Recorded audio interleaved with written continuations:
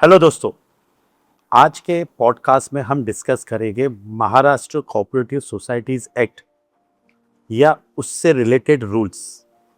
हमारे स्टूडियो में हमारे दोस्त एडवोकेट सलमान पलासारा मौजूद है। हेलो एडवोकेट सलमान, कैसे हो आप? I am good. बताइए, अपना इंट्रोडक्शन दीजिए। सबसे पहले मैं आपका शुक्रिया अदा करूंगा कि आपने मुझे अपने ब्रॉडकास्ट में, अपने चैनल में इस इम्पोर्टेंट टॉपिक पे अपने व्यूज़ रखने के लिए मौका दिया। Thank you. सबसे पहले मेरी प्रैक्टिस जो है वो कोऑपरेटिव हाउसिंग सोसाइटीज़ के legal matters, legal disputes, managements, redevelopment, conveyance, deem conveyance और क्रिमिनल साइड की हमारी प्रैक्टिस है।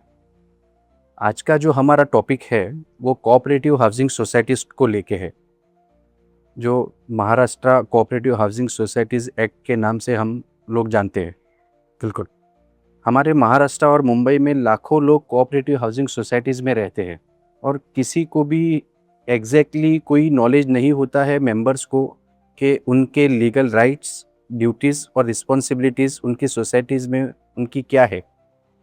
बिल्कुल बिल्कुल। उनकी नॉलेज न होने की वजह से सोसाइटीज़ में डे बाय डे और हर छोटी से छोटी चीज़ को लेके डिस्प्यूट्स अराइज होते हैं, जैसे कि मेंटेनेंस को लेके है, पार्किंग को लेके है, मैनेजमेंट्स को लेके है, ट्रांसफ़र्स को लेके है, रीडेवलपमेंट के टाइम पे, आज के टाइम पे मेजर इशू रीडेवलपमेंट के टाइम पे है। बिल्कुल बिल्कुल। तो मेंबर्स की नॉलेज न होने की वजह से, रीडेवलपमेंट के एक्चुअल प्रोसेस की नॉलेज नहीं होने की वजह से डिस्प्यूट्स कभी भी रिजॉल्व जो शॉर्ट समरी में होने चाहिए, शॉर्ट टाइम में होने चाहिए, वो नहीं होते और वो प्रोलॉन्ग होते हैं। और जब भी उनको ये चीज़ें समझ में आती है कि हमारा एक्ट ये कहता है, तब तक बहुत सारा फाइनेंशियल और टाइमली लॉस हो जाता है। बिल्कुल बिल्कुल। तो उसके लिए आज हम लोग इस टॉपिक को प्रैक्टिकल वे के अंदर समझेंगे कि हमारा Maharashtra cooperative housing society act कैसे वर्किंग करता है और हमें as a member, as a society के मेंबर हमारी क्या रोल्स, क्या रिस्पॉन्सिबिलिटीज़ और क्या हमारी लाइबिलिटीज़ होती है।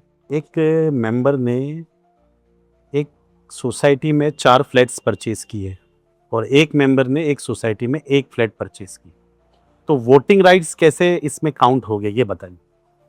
वोटिंग राइट्स सोसाइटी के अंदर जो है वो मेंबर्स के, इंडिविजुअल मेंबर्स पे, यानी एक मेंबर पे एक वोट, ऐसा वोटिंग एज पर बायलॉज और एज पर एमसी एक्ट ऐसा है। इंडिविजुअल मेंबर्स पे इंडिविजुअल मेंबर पे वन मेंबर वन वोट का कॉन्सेप्ट है, यानी एक मेंबर एक ही वोट कर सकता है, एक फ्लैट ओनर एक ही वोट कर सकता है। अभी आपके केस के अंदर आपने ऐसा बताया कि एक मेंबर के 4 फ्लैट है, 4 फ्लैट है और एक ही नाम पर है, एक ही नाम पे है, लेकिन वो चारों फ्लैट के बिहाफ पे एक ही वोट कर सकता है, 4 वोट नहीं कर सकते। 4 वोट नहीं कर सकता है। श्योर हो? I am sure. ठीक। सोसाइटी रजिस्टर्ड होती है, उसके अंडर में क्या क्या चीज़ें आती है? कोऑपरेटिव हाउसिंग सोसाइटीज़ जो है वो एक लीगल एंटिटी है। उसके अंदर एक हमारा वर्किंग फ्रेमवर्क होता है। कानूनी तौर पे हम कोऑपरेटिव हाउसिंग सोसाइटी को कैसे चलाते हैं, उसका बिगनिंग कैसे होता है और उसका end, from beginning to dissolution, उसका पूरा फ्रेमवर्क और पूरा वर्किंग एमसीएस एक्ट के अंदर दिया जाता है। जैसे कि सबसे पहले हमको सोसाइटी अगर किसी को बनानी है, कोई हमारी नई बिल्डिंग हमारी डेवलप हुई, उसके अंदर हम एज ए मेंबर, हम लोग परचेसर्स जमा हुए, डेवलपर से हम जब सोसाइटी लेते हैं तो सोसाइटी इनेक्ट करने के लिए सबसे पहले हम सब मेंबर्स मिलके एक चीफ प्रमोटर को अपॉइंट करते हैं, अच्छा, जो रजिस्ट्रेशन प्रोसेस को लीड करता है। Chief promoter. चीफ प्रमोटर, ठीक। ये चीफ प्रमोटर रजिस्ट्रेशन पर्पस को लीड करने तक ही लिमिटेड होता है।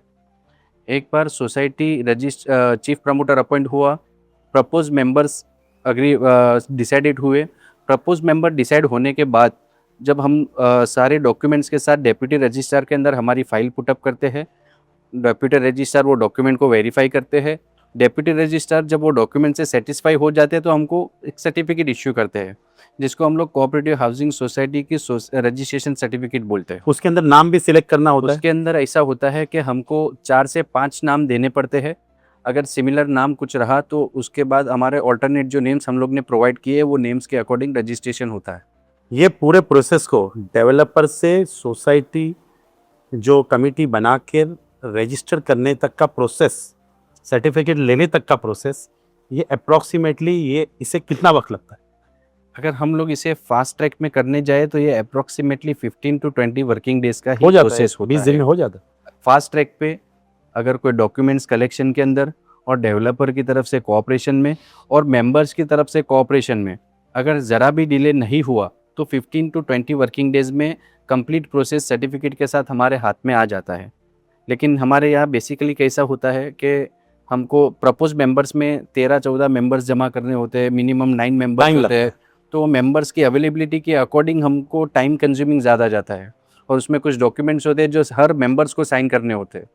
अच्छा, डेवलपर की एनओसी ज़रूरी है सोसाइटी फॉर्म करने की? सोसाइटी फॉर्म 2 टाइप में होती है, with the consent of developer और नॉन कोऑपरेटिव कंसेंट ऑफ, यानी डेवलपर एक जगह पे कंसेंट देता है कि हाँ भाई हम साथ में रह के सोसाइटी फॉर्म करते हैं, और एक पार्ट ऐसा है कि मीन्स डेवलपर कोऑपरेट नहीं कर रहा है और सोसाइटी मेंबर्स मिलके सोसाइटी अपना रजिस्टर कर तो रहे हैं। ये जो रजिस्ट्रेशन होता है बेसिकली कहाँ, इसका ऑफिस कहाँ है रजिस्ट्रेशन? मुंबई की बात कर रहे हैं हम, ऐसे तो हर एरिया के अंदर जो हमारा जुरिस्डिक्शन, जैसा पुलिस स्टेशन का जुरिस्डिक्शन होता है, वैसे ही डेप्यूटी रजिस्ट्रार की ऑफिस हर एरिया के जुरिस्डिक्शन के अकॉर्डिंग होती डेप्यूटी है। रजिस्ट्रार के यहाँ ही रजिस्टर्ड होता है डेप्यूटी रजिस्ट्रार के वहाँ ही रजिस्टर और सर्टिफिकेट भी वही इशू वही इश्यू करते हैं। अच्छा, तो ये जुरिडिक्शन उस हिसाब से आता है। उस हिसाब से आता है। जैसे अगर हम लोग जोगेश्वरी में रहते हैं तो हमारा डेप्यूटी रजिस्ट्रार का जुरिस्डिक्शन, हमारी ऑफिस है बेंड्रा में, महाड़ा बिल्डिंग में। तो ऐसा वहाँ हम वहाँ लोग मीरा भाईंदर में रहते हैं, अगर मीरा रोड में रहते हैं तो हमारा डेप्यूटी रजिस्ट्रार का ऑफिस है भाईंदर में। अच्छा, ये सोसाइटी सर्टिफिकेट मिलने के बाद सोसाइटी फॉर्म हो जाती है जी। फॉर्म होते ही फिर उसके क्या क्या प्रोसीजर्स होते हैं जो वो मेंबर्स के लिए करती है? सोसाइटी फॉर्म होने के बाद सबसे पहले तो जो बॉडी होती है वो बॉडी प्रपोज कमेटी होती है, वो 1 साल के लिए ही वैलिड होती है। अच्छा, ये हमारी जो 1 साल के लिए वैलिड होती है। रजिस्ट्रेशन के अंदर जो बॉडी बनती है वो बॉडी 1 ही साल के लिए वैलिड होती है। 1 साल के बाद हमको फिर से इलेक्शन करना है बिल्कुल। और उसके बाद जो बॉडी बनेगी वो परमानेंट 5 इयर्स की बॉडी रहेगी एज पर रूल। अच्छा, तो ये इलेक्शंस हो गए 1 साल के बाद। 1 साल के ये बाद प्रपोज बॉडी है। Propose body. प्रपोज बॉडी है। अभी इसके अंदर ऐसा है कि सोसाइटी रजिस्टर्ड होने के बाद सबसे पहले तो उनका स्कोप ऐसा होता है कि उनको जो सोसाइटी के एडमिनिस्ट्रेशन से और डे टू डे अफेयर्स है, जैसे कलेक्शन ऑफ मेंटेनेंस है बिल्कुल बिल्कुल। और सोसाइटी की क्लीनिंग की व्यवस्था है, पार्किंग की व्यवस्था है, शेयर सर्टिफिकेट्स है, डॉक्यूमेंटेशंस है, मेंबर्स के डॉक्यूमेंटेशंस है, बरोबर। तो ये सब चीज़ों को प्रिपरेशन उन लोग कमेटी को करना पड़ता है। कमेटी को मीटिंग कॉल करनी पड़ती है। मीटिंग कॉल करके 1 बाय 1 ये सब चीज़ों का रिजोल्यूशन पास करना होता है। रिजोल्यूशन पास करने के बाद उनको वाउचर्स बुक बनाने पड़ते हैं, बैंक अकाउंट्स ओपन करने पड़ते हैं, मेंटेनेंस कितना लिया जाएगा, क्या चीज़ का लिया जाएगा, उसका पूरा एज पर बायलॉज पूरा उनको प्रिपरेशन करना पड़ता है। और मेंबर्स को पूरी जो भी मीटिंग के जो भी गाइडलाइंस और जो भी फ्रेमवर्क्स है वो पूरे गाइडलाइंस और पूरे फ्रेमवर्क्स को मेंबर्स को बाय सर्कुलर उनको इंटीमेट करना पड़ता है और वो इंटीमेशन के अकॉर्डिंग उनको सोसाइटी चलानी होती है। ये एक पार्ट हो गया मेंटेनेंस का। कोऑपरेटिव हाउसिंग सोसाइटी में मैनेजिंग बॉडी जो होती है वो मैनेजिंग बॉडी की जो दूसरी लाइबिलिटी है वो ऐसी है कि उसके अंदर मैनेजिंग कमेटी को हर मंथ एक कमेटी मीटिंग कॉल करनी पड़ती है जो मैंडेटरी है। अच्छा, यानी 12 महीने में 12 कमेटी की मीटिंग होनी चाहिए, ये कंपलसरी प्रोसीजर है। और 12 महीने में एक एजीएम होनी चाहिए। 12 मीटिंग होनी चाहिए, एक एजीएम होनी चाहिए, 12 कमेटी मीटिंग होनी कमेटी चाहिए, मीटिंग होनी चाहिए, एक एजीएम होनी चाहिए, एक एनुअल और जनरल मीटिंग होनी चाहिए। कुछ स्पेशल एजेंडा आया जो एजेंडा का स्कोप और जिसका वर्किंग स्कोप और जिसका परमिशन का स्कोप मैनेजिंग कमेटी के पास नहीं है और वो एजेंडा वो मुद्दा नेक्स्ट एजीएम तक लेके नहीं जा सकते तो स्पेशल वो केस के अंदर हम लोग स्पेशल जनरल मीटिंग कॉल करते हैं। अच्छा, अब ये सोसाइटी के इलेक्शंस में किस किस मेंबर्स को इलेक्शन कंटेस्ट करने के लिए या फिर इलेक्शन फाइट करने के लिए वो एज अ मेंबर वो स्टैंड हो सकते हैं कि भाई मैं इलेक्शन में खड़ा होना चाहता हूँ, तो उसकी कंडीशंस क्या है वो बता सकते हो आप? सोसाइटी के अंदर इलेक्शन कंटेस्ट करना और वोटिंग करना, ये दोनों का जो ग्राउंड है वो एक ही ग्राउंड से आता है। जैसे इलेक्शन कंटेस्ट वही कर सकता है जो वोटिंग दे सकता है और जो वोट दे सकता है वो इलेक्शन कंटेस्ट कर सकता है। ठीक है। अभी वो कौन मेंबर है? एक तो प्राइमरी मेंबर्स है, प्राइमरी मेंबर्स, एक सेकंड मेंबर है, यानी किसी प्लेट के अंदर 2 नाम रहते हैं। एसोसिएट मेंबर बोलेंगे हम उसको, हम एसोसिएट मेंबर भी बोल सकते हैं, जॉइंट मेंबर भी बोल सकते हैं। एसोसिएट मेंबर में भी 2 क्लास है। अच्छा, एक जॉइंट मेंबर्स जो होता है, जॉइंट मेंबर्स के अंदर समझ लो कि एक फ्लैट आपके और मेरे नाम पे रजिस्टर्ड है। फर्स्ट नाम आपका है, सेकंड नाम मेरा है। आप वो इलेक्शन के अंदर वोट नहीं कर रहे हो या आप इलेक्शन कंडक्ट नहीं कर रहे हो, कंटेस्ट नहीं कर रहे हो, तो आपका रिटर्न एनओसी मुझे लगेगा सोसाइटी में सबमिट करना पड़ेगा कि भाई हम जॉइंट मेंबर है, अब मैं फर्स्ट ओनर हूँ, फर्स्ट नेम है मेरा, मैं इलेक्शन कंटेस्ट नहीं कर रहा हूँ, सेकंड जॉइंट नेम वाला बंदा इलेक्शन कंटेस्ट कर रहा है, तो मुझे कोई ऑब्जेक्शन नहीं है। अच्छा, इसको हम जॉइंट मेंबर और एसोसिएट मेंबर भी बोल सकते हैं। ठीक है।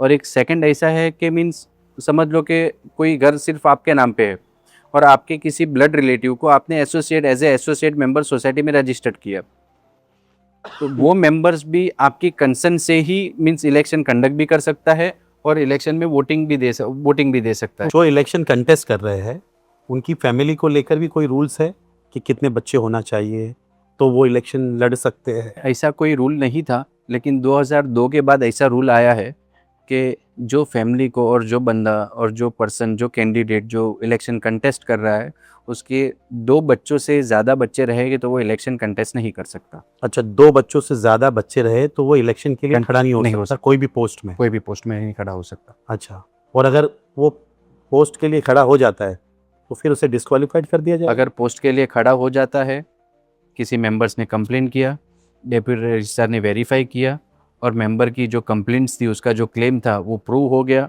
तो वो इमीडिएट वे में डिस्क्वालीफाई हो जाएगा और वो नेक्स्ट 6 ईयर के लिए 6 साल के लिए 6 साल के लिए वो ना ही इलेक्शन कंटेस्ट कर सकता है, ना ही voting rights exercise voting rights affect हो जाएगी, वोटिंग राइट्स एक्सरसाइज नहीं कर सकता। नहीं कर सकता। बिल्कुल नहीं। अच्छा, अब इसके अंदर जो ओबीसी समाज के जी। लोग हैं तो उनके लिए कोई बेनिफिट है?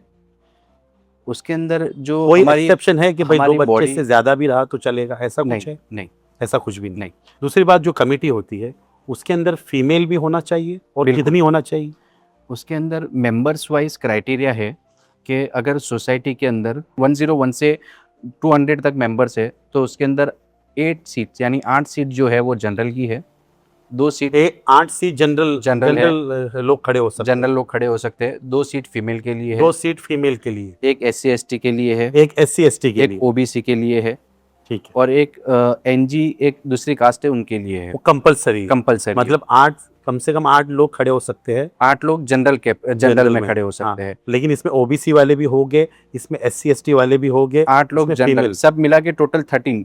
टोटल 13 होना चाहिए। जो सोसाइटी के अंदर 101 से 200 मेंबर है उसके अंदर टोटल मैनेजिंग कमेटी बॉडी की स्ट्रेंथ जो है वो 13 मेंबर्स की और है। 100 से नीचे हो तो 100 से नीचे हो तो उसके अंदर 9 मेंबर्स है, 9 मेंबर्स, फिर 9 मेंबर्स में भी बाइफरकेशन। बाइफर्केशन से। ठीक है, ये समझ गए हम।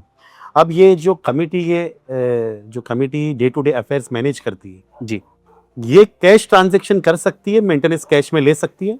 कमेटी मेंटेनेंस कैश में ले सकती है, कैश ट्रांजैक्शन कर सकती है, लेकिन एज पर बायलॉज और एज पर MCS एक्ट अगर किसी मेंबर ने सोसाइटी के अंदर कोई कैश ट्रांजैक्शन या cash payment in terms of maintenance penalty या कोई ड्यूज या XYZ कोई भी हेड के अंदर कोई भी पेमेंट पे किया तो सेक्रेटरी को विदिन 3 डेज वो अमाउंट को बैंक में डिपॉजिट करना है। अच्छा, ऐसा है, विदिन 3 डेज? Within 3 days. अगर वो सेक्रेटरी विदिन 3 डेज अगर अमाउंट को डिपॉजिट नहीं करता, वो डिले होता है, तो उसको डिले को सेटिस्फाई करना है अगर कोई कंप्लेन रेज हुई तो बेहतर क्या है? बेहतर ऐसा है कि हम लोग आज का जो इरा है और आज का जो टाइम है, आज के टाइम के अंदर सोसाइटीज़ के अंदर जो मेजर डिस्प्यूट्स जो होते हैं वो फाइनेंशियल डिफिकल्टीज और फाइनेंशियल इरेगुलरिटीज़ को लेके ही होते हैं। तो बेटर ऑप्शन ऐसा है कि हम लोग उसको बैंकिंग ट्रांजैक्शन ही करें तो ट्रांसपेरेंसी ज़्यादा रहती है और डिस्प्यूट्स और लिटिगेशन से हम लोग काफ़ी दूर रहते हैं। और ऑडिट पे क्या होती है चीज़ें? हर साल ऑडिट कराना ज़रूरी है? ऑडिट हर साल अकाउंटिंग ईयर ख़त्म होने के बाद विदिन 6 मंथ ऑडिट कंपलसरी अपने को सबमिट करना होता है डेप्यूटी रजिस्ट्रार को। सोसाइटीज़ नहीं भी सबमिट करती, ऐसा भी होता है? सोसाइटी नहीं भी सबमिट करती है, डेप्यूटी रजिस्ट्रार का जब इंस्पेक्शन आता है तो पेनल्टी इंपोज होती है और सोसाइटी के ग्रेड्स डाउन होते हैं। सोसाइटी जो फंक्शन कर रही है उसके अंदर इरेगुलरिटीज़ हमको दिख रही है कि भाई ये सोसाइटी एक मेंबर्स के लिए अलग है, दूसरे मेंबर्स के लिए अलग है। ट्रांसफ़र के प्रोसेस में सोसाइटीज़ जो डिमांड कर रही है वो ट्रांसफ़र फीस के अलावा और बाकी का पैसा बहुत बड़ा अमाउंट डोनेशन के तौर पे ले रही है, या ऐसी बहुत सारी चीज़ें जहां सोसाइटीज़ की वर्किंग जो है ना समझ में आ रहा है कि इरेगुलरिटीज़ है, तो मैं उसकी कंप्लेन कर सकता हूं बीइंग अ मेंबर? 100% आप कर सकते हो। अगर किसी भी ऑर्डिनरी मेंबर को अगर सोसाइटी के फंक्शन में, सोसाइटी के एडमिनिस्ट्रेशन में, मैनेजमेंट में अगर कुछ ऐसी प्रॉब्लम्स और ऐसे लूपहोल्स और ऐसे इरेगुलरिटीज़ अगर समझ में आ रही है, तो वो सबसे पहले उसकी कंप्लेंट जो है इन राइटिंग सेक्रेटरी को लिखे। वो सेक्रेटरी उस पे वर्किंग करेगा, सेक्रेटरी मीटिंग कॉल करेगा, सेक्रेटरी अगर वो चीज़ें ऑब्जर्व होती रहेगी, अगर सामने आती रहेगी और ऐसी इरेगुलरिटीज़ रहेगी, तो सेक्रेटरी सेटिस्फाई करने की कोशिश करेगा या XYZ जो भी रिप्लाई देना रहेगा वो देगा सेक्रेटरी। बिल्कुल। अगर इन केस अगर सेक्रेटरी हमारी कंप्लेंट पे अगर कोई रिप्लाई नहीं दे रहा है, तो हम लोग वो कंप्लेंट की कॉपी को अटैच करके डेप्यूटी रजिस्ट्रार को अप्रोच कर सकते हैं। डेप्यूटी रजिस्ट्रार को अगर ऐसा अज्यूम हुआ कि मेरी कंप्लेंट जो है वो वैलिड है, वैल्यूएबल है, तो डेप्यूटी रजिस्ट्रार अंडर सेक्शन 83 के अंदर इंक्वायरी बिठाएगा, under section 83 of MCS act के अंदर बिल्कुल। इंक्वायरी बिठाएगा। वो इंक्वायरी में या तो डेप्यूटी रजिस्ट्रार खुद इंक्वायरी करेगा या तो अपने किसी ऑफिस बेरर को ऑथोराइज करेगा। ऑथोराइज करेगी। उसके अंदर अगर ऑथोराइज करने के बाद जो ऑथोराइज पर्सन है वो हमारी सोसाइटी में आके हमसे जो भी डॉक्यूमेंट्स वगैरह मांग रहा है और हम लोग से जो भी कोऑपरेशन मांग रहा है, अगर हम लोग कोऑपरेट कर रहे हैं तो उसका जो ड्यूटीज़ है, लीगल ड्यूटीज़, वो पूरी करेगा। और इन केस अगर हम लोग नहीं कर रहे कोऑपरेट, तो फिर वो डेप्यूटी रजिस्ट्रार वन वे अपने पावर्स को एक्सरसाइज करके उसकी जो भी इंक्वायरी है वो कंडक्ट करेगा, और हम लोग गिल्टी फाउंड होते हैं तो हमारे पे पेनल्टी इम्पोज करेगा और हमारे पे कंप्लेन लॉन्च करेगा और हम तकलीफ में आ सकते हैं। मतलब सोसाइटी बर्खास्त भी हो सकती है, है। सोसाइटी डिस्क्वालीफाइड भी हो सकती है। जो बर्खास्त हो एलिगेशन सकती जो है वो एलिगेशन के टाइप्स कैसे है, अगर सीवियर एलिगेशन है, सीरियस एलिगेशन है, फंड से disqualified हो रेगुलरिटीज को लेके है, तो 100% डिस्क्वालीफाई होना है। अच्छा।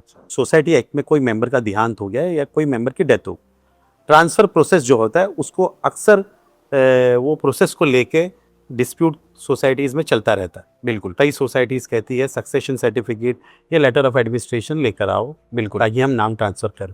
बिल्कुल। कई सोसाइटीज इसको फॉलो नहीं करती है, बोलती नहीं कि भाई हम ट्रांसफर कर देते हैं। तो एक्चुअल प्रोसेस क्या है? डेथ के केस के अंदर ट्रांसफ़र का प्रोसेस ऐसा है कि अगर किसी XYZ मेंबर ने सोसाइटी के अंदर उसके डेथ के पहले अगर नॉमिनेशन फॉर्म भरा है, अच्छा और एक केस ऐसा है कि XYZ मेंबर ने उसके डेथ के पहले नॉमिनेशन फॉर्म नहीं भरा है, अच्छा, दो केस ले लेते हैं। दो केस ले लेते हैं। ठीक है। पहला केस ऐसा है कि नॉमिनेशन फॉर्म भरा है, तो अभी किसी पर्सन की डेथ हो गई, तो वो फ्लैट के डे टू डे अफेयर्स जो है, उसकी जो मेंटेनेंस है और उसके ऊपर जो सोसाइटी की लाइबिलिटीज़ है, उसको टेक केयर करने के लिए, उसको संभालने के लिए, उसको देखने के लिए कोई एक रिस्पॉन्सिबल बंदा चाहिए from the family. From the family. बिल्कुल। तो जो बंदा नॉमिनी रहेगा वो nominee as a caretaker उसको डील करेगा। तो नॉमिनी के नाम पे flat share certificate share transfer हो ट्रांसफर जाएगा। हो गए सोसाइटी के अंदर नॉमिनी के नाम पे as per due process of law, और नॉमिनी उसका केयर टेकर है, उसका ट्रस्टी है, ओनर नहीं है, एब्सोल्यूट ओनर नहीं। एब्सोल्यूट ओनर नहीं है। उसके अगर नॉमिनी के नाम पे सोसाइटी शेयर ट्रांसफ़र करती है, उसके बाद भी लीगल हेयर्स के लीगल राइट्स और हेयरशिप के ओनरशिप के राइट्स ओपन रहते हैं। अच्छा, ये हमारे टाइम में, आज के टाइम पे लोगों का कंसेप्शन ऐसा है कि अगर नॉमिनेशन में नाम आ गया, सोसाइटी में ट्रांसफ़र कर दिया नॉमिनेशन के नाम पे शेयर्स, तो वो एब्सोल्यूट ओनर हो गया। अच्छा, वो एब्सोल्यूट ओनर नहीं है। नहीं है, वो सिर्फ एक तरह का इस तरह का ट्रस्टी और केयर टेकर है। ठीक है। अब रही बात ये कि नॉमिनी में नाम ही नहीं भरा, बिल्कुल। फिर क्या करना?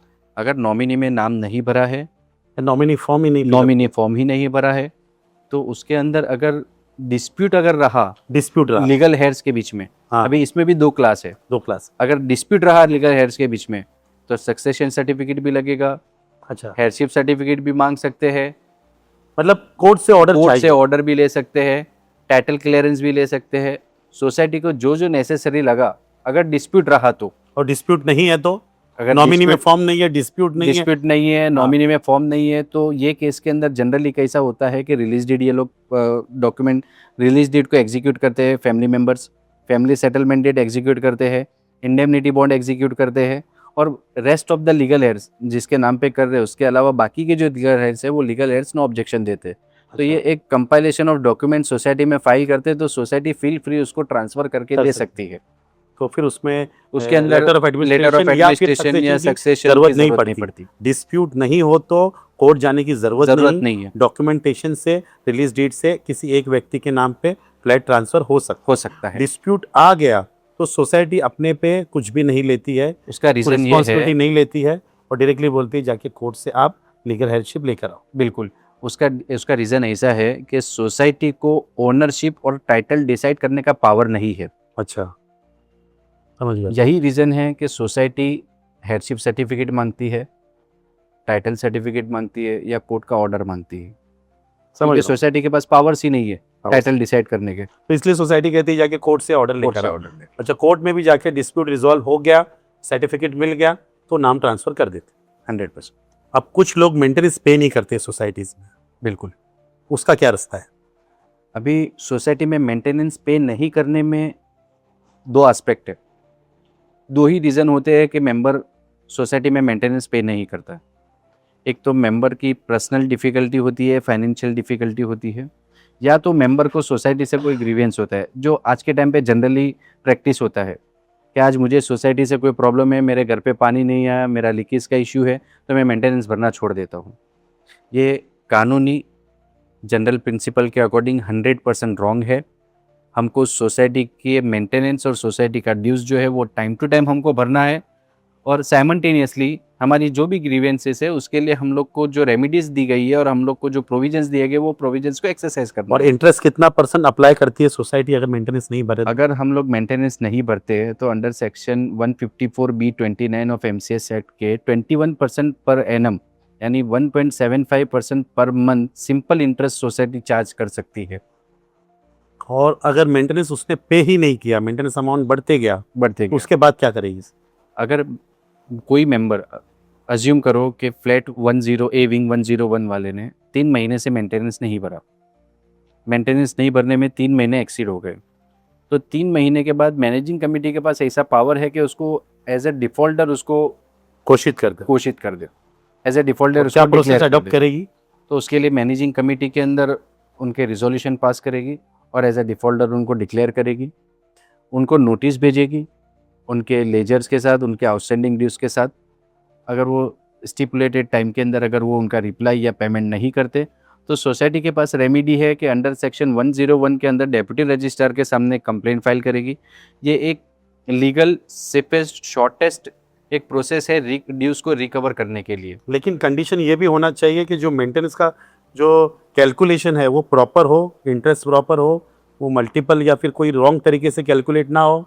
ये भी एक कंडीशन होगा 101 का। 101 के अंदर कंडीशन के अंदर एक तो प्राइमरी हमारा जो प्रिंसिपल अमाउंट जो है वो रहेगा, और रहा सवाल आपका जो कैलकुलेशन का पार्ट को लेके है, कैलकुलेशन का पार्ट सिर्फ इंटरेस्ट पे ही कैलकुलेट, हाँ, लेकिन इंटरेस्ट को ही डिस्प्यूटेड है। कई मर्तबा सोसाइटी जो है ना पेट चार्जेस लगाती है, फिर बिल्कुल एंक्रोचमेंट चार्जेस 100% लगाती है, फिर पार्किंग को मल्टीपल करती है, 100% फिर कुछ भी ऐसे चार्जेस लगाती है जो सोसाइटीज एक्ट में नहीं लगाना चाहिए। नहीं लगाने तो चाहिए। फिर वो पूरी एक्सरसाइज मतलब फ्यूटाइल हो जाएगी, मतलब उसका कोई मतलब नहीं होगा। इसके अंदर ऐसा होता है कि जब हम लोग 101 के अंदर जब हम लोग डेप्यूटी रजिस्ट्रार को अप्रोच करते हैं तो डेप्यूटी रजिस्ट्रार के सामने अदर साइड को यानी जो डिफॉल्टर से उसको भी सुना जाता है, उसको भी फेयर अपॉर्चुनिटी दी जाती है, और उसके अंदर उसके जो क्लेम होते हैं, जैसा आपने बताया कि अगर हम लोग ने सोसाइटी ने अगर कुछ इरेगुलर वे में और रॉन्ग वे के अंदर और जो अप्लीकेबल नहीं है एज पर एमसीएस एक्ट और बायलॉज के, अगर वो कोई चार्जेस लगाए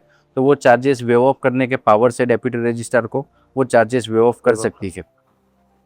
और उसके बाद अगर ये एक केस के अंदर ऐसा है कि अगर ऐसे कोई एडिशनल चार्जेस नहीं है, जो फेयर चार्जेस थे उतने ही लगे हैं, जैसी पेनल्टी इंटरेस्ट लगनी चाहिए थी वैसी ही लगी है, और सामने वाले का क्लेम जो है वो क्लेम उसने सेटिस्फाई नहीं कर पाया, तो रिकवरी सर्टिफिकेट इश्यू होता है।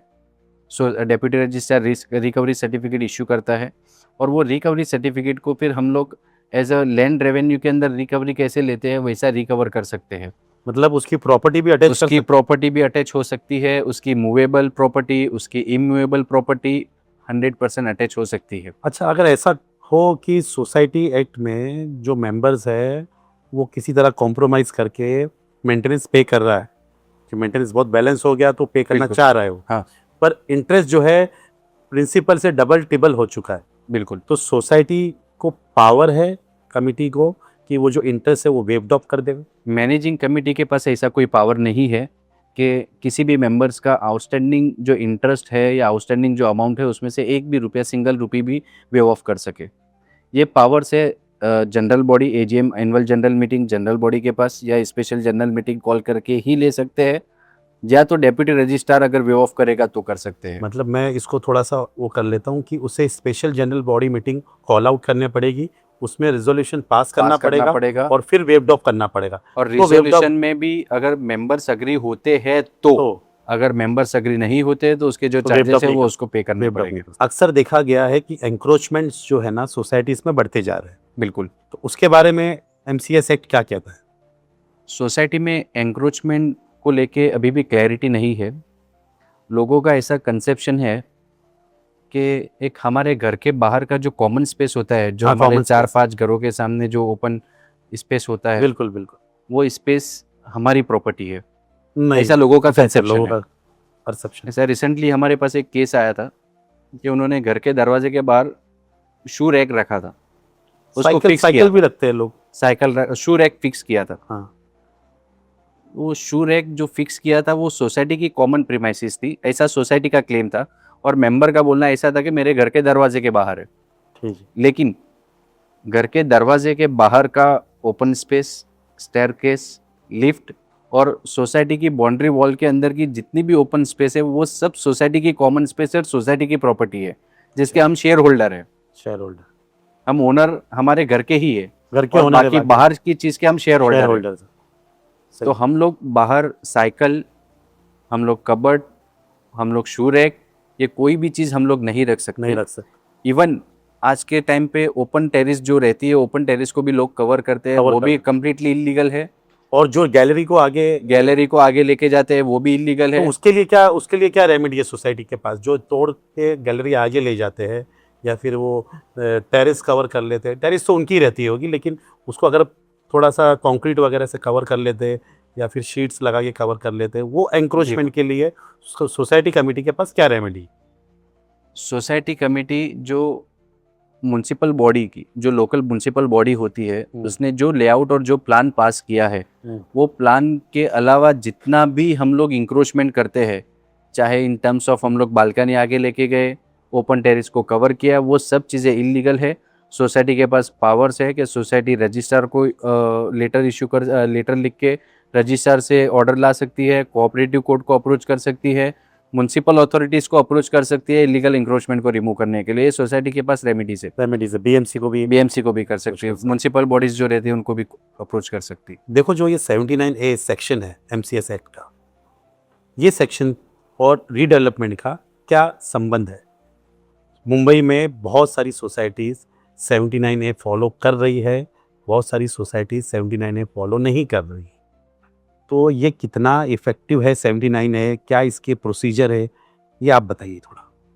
79A जो प्रोसेस है Maharashtra cooperative housing society act का, वो एक डायरेक्टिव से स्टेट गवर्नमेंट का, लेजिस्लेटिव का एक डायरेक्टिव से, वो डायरेक्टिव्स डायरेक्टली डील करता है रीडेवलपमेंट। जो सोसाइटी पुरानी होती है उनको रीडेवलप करना होता है, तो वो रीडेवलपमेंट के प्रोसेस को इनिशिएट करने के लिए, और वो प्रोसेस का पूरा फ्रेमवर्क 79A में दिया हुआ है। अच्छा, कैसे रीडेवलपमेंट शुरू करना है, बिगनिंग से लेके एंडिंग तक का पूरा प्रोसेस 79A के अंदर कवर होता है। 79A लाने का, उसका डायरेक्टिव्स इश्यू करने का, और गवर्नमेंट को, महाराष्ट्र गवर्नमेंट को 79A पे ज़्यादा फोकस करने का रीज़न ये है कि 79A अगर फॉलो करती है सोसाइटी, तो काफ़ी सारे फ्यूचर डिस्प्यूट्स और लिटिगेशंस जो होते हैं, जो मेंबर्स के बीच में होते हैं, वो निकल जाते हैं। मेंबर्स और डेवलपर के बीच, मेंबर्स के बीच में, मेंबर्स और डेवलपर्स के बीच में काफ़ी सारे ऐसे कुछ इश्यूज़ है जो क्लियर नहीं रहते। अगर हम लोग 79A का प्रोसेस अगर हम लोग फॉलो करते हैं, तो उसके अंदर जो चेकलिस्ट होती है 79A के प्रोसेस के अंदर के, हम लोग को जो चेकलिस्ट होती है, वो चेकलिस्ट अगर हम लोग पूरी अगर फॉलो करते हैं, तो हमारे जितने भी फ्यूचर डिस्प्यूट्स है वो ऑलमोस्ट खत्म हो जाते हैं। अच्छा, और अच्छा, नहीं फॉलो करने के क्या साइड इफेक्ट है? 79A फॉलो करना कंपलसरी नहीं है, कंपलसरी नहीं, ऑप्शनल है। इसको क्लियर किया है 2025 के अंदर, एक बॉम्बे हाईकोर्ट का जजमेंट भी था, उसके अंदर भी ये क्लैरिटी आई है कि लोगों का कंसेप्शन ऐसा था, और हमारे काफ़ी डिपार्टमेंट्स के अंदर भी ऐसा ऑब्जर्वेशन आया कि due to non followup of 79A committee को डिस्क्वालीफाई कर दिया। अच्छा, तो उसको लेके बॉम्बे हाईकोर्ट का भी ऐसा व्यू है कि मीन 79 एक कंपलसरी प्रोसीजर नहीं है, बट सेफगार्ड प्रोसीजर है। वैसे फॉलो करना चाहिए। इसको फॉलो करना चाहिए। उसको फॉलो करने से हमारे फ्यूचर लिटिगेशन और सोसाइटी की सेफ्टीज है। सोसाइटी कोई भी लीगल प्रोसेस को लैप्स नहीं कर सकती उसके अंदर। एक लास्ट क्वेश्चन मैं आपसे करूंगा, कोऑपरेटिव सोसाइटीज में कॉमन डिस्प्यूट्स क्या है? सबसे पहले तो कॉमन डिस्प्यूट्स है maintenance dues, maintenance dues, parking issues, illegal encroachments, cash transactions, cash transactions, non transparency of society affairs, समझ रहा हूँ। कन्वेंस भी एक डिस्प्यूट आ रहा है। एक डिस्प्यूट आ रहा है। डिम कन्वेंस क्या है लोगों को समझ में ही नहीं। अभी तक काफ़ी हद तक और एक ऐसा बड़ा बैच है जिनको कन्वेंस और डिम कन्वेंस का इम्पोर्टेंस ही नहीं पता कि सोसाइटी को क्यों कन्वेंस लेना चाहिए, क्यों डिम कन्वेंस लेना चाहिए, उसके क्या बेनिफिट्स है, फ्यूचर में क्या हमारी उससे सेफ्टी होती है सोसाइटी की, उनको आइडिया ही नहीं। तो क्या फिर डिम सोसाइटी फॉर्म होते ही डायरेक्टली डिम कन्वेंस के लिए फाइल कर देना चाहिए? सोसाइटी फॉर्म होने के बाद अगर डेवलपर अगर हमको सामने से अगर सोसाइटी कन्वेंस करके दे रहा है तो हमको डीम कन्वेंस में जाने की ज़रूरत ही नहीं है। और अगर बिल्डर कोऑपरेट नहीं कर रहा, डेवलपर कोऑपरेट नहीं कर रहा, तो फिर हम लोग डीम कन्वेंस में जा सकते हैं। तो डीम कन्वेंस फाइल करके रख दो, भले से कितना भी वक्त लगे, न्यू सोसाइटी है तो भी तो वो अपना एक टाइम लेगी, it will take its own time. Yes, और 2-4 साल 5 साल जब भी है वो कन्वेंस हो जाएगी सोसाइटी, डीम कन्वेंस आ जाएगा। हार्डली 6 से 7 महीने का प्रोसेस है डीम कन्वेंस का। यहाँ क्या हो रहा है, सोसाइटी बिल्डिंगें गिर रही है, गिरने पे है, जब जाके वो है ना डीम कन्वेंस के लिए फाइल कर रहे हैं। हमारे मुंबई की आज भी 90% सोसाइटीज ऐसी है कि सोसाइटी की ओसी भी नहीं है, सोसाइटी रजिस्टर्ड भी नहीं है, सोसाइटी की कन्वेंस भी नहीं है, कि सोसाइटी ने डीम कन्वेंस भी नहीं ली है। लोगों को पता ही नहीं है कि इसके इंपॉर्टेंस क्या है। तो ये फाइल करना चाहिए डीम कन्वेंस के लिए। जब फाइल कहाँ होता है डीम कन्वेंस? डेप्यूटी रजिस्ट्रार से अप्रूवल आता है और डिविजनल रजिस्ट्रार में फाइल होता है। अच्छा, लेकिन डेवलपर चैलेंज भी कर सकता है। डेवलपर चैलेंज भी कर सकता है। नोटिस जाती है डेवलपर को भी, प्रॉपर डेवलपर को भी फेयर अपॉर्चुनिटी दी जाती है सुनने की, और उसके बाद डिविजनल जॉइंट रजिस्ट्रार डिसाइड करता है कि मीन्स आगे उनको डीम कन्वेंस देना चाहिए या नहीं देना चाहिए। आपका क्या मैसेज है सोसाइटीज़ के लिए और मेंबर्स के लिए? मेरा सोसाइटीज़ के लिए मैसेज ऐसा है और मेंबर्स के लिए मैसेज ऐसा है कि मेंबर्स को सबसे पहले तो टुवर्ड्स दी सोसाइटी उसकी लाइबिलिटीज़, उसकी ड्यूटीज़ क्या है, उसकी रिस्पॉन्सिबिलिटीज़ क्या है, उसकी नॉलेज होना चाहिए। नॉलेज नहीं हो तो उसकी नॉलेज लेना चाहिए। सोसाइटी के अफेयर्स के अंदर एक्टिवली इन्वॉल्व होना चाहिए। सोसाइटी की हर एक मीटिंग्स को हम लोग को अटेंड करना चाहिए। हमारे जो पर्पसेस है, हमारे जो प्रॉब्लम्स है, उसको रिटर्न और प्रॉपर वे के में कम्युनिकेट करना चाहिए। और हमारे कुछ डिस्प्यूट्स जो ऐसे होते हैं, वो डिस्प्यूट्स को लेंथी ना करते हुए मीडिएशन वे में उसको शॉर्ट प्रोसेस में कंक्लूड करके हमारी सोसाइटी को ट्रांसपेरेंट वे के अंदर और अच्छे से चलाने की हमको कोशिश करनी चाहिए। शुक्रिया, बहुत अच्छा लगा आपके साथ में पॉडकास्ट करके, और ये टॉपिक को हम फिर से डिस्कस करेंगे। ये बहुत वास्ट टॉपिक है। बिल्कुल, और फिर से हम बैठेंगे। बिल्कुल। हमारे स्टूडियो में आने के लिए शुक्रिया। Thank you very much. Thank you.